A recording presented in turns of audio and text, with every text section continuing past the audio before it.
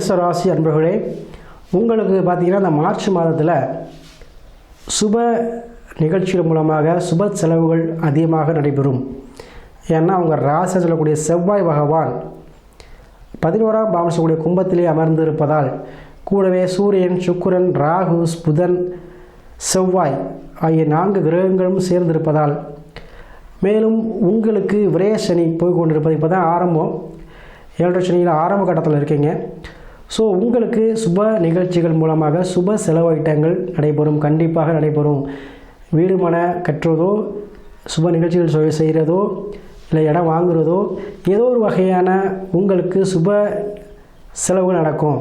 சரிங்களா? ஏன்னா ராசி 11 வந்து வெற்றியக்கூடிய பாதத்தில் அமைந்து சனி பகவான் விரேச்சனி 13 கட்டத்தில் கண்டிப்பாக நீங்கள் வெளிநாடு செல்லலாம், வெளி மாநிலம், வெளியூர் செல்லக்கூடிய காலகட்டம் இந்த மார்ச் மாதத்தில் உங்களுக்கு அமையுங்க.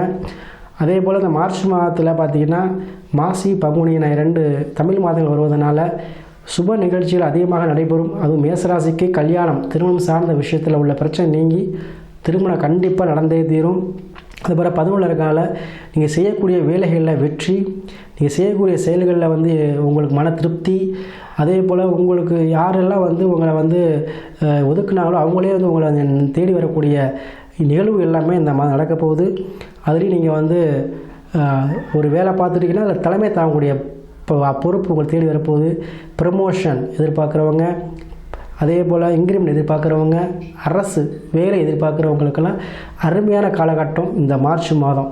நீங்கள் எதிர்பார்த்துட்டே இருப்பீங்க, கிடைக்காது சில விஷயங்கள், எப்போடா நடக்கணும்னு நினச்சிட்டு இருப்பீங்க. அது இந்த மாதம் உங்களுக்கு கைக்கூடி வருங்க.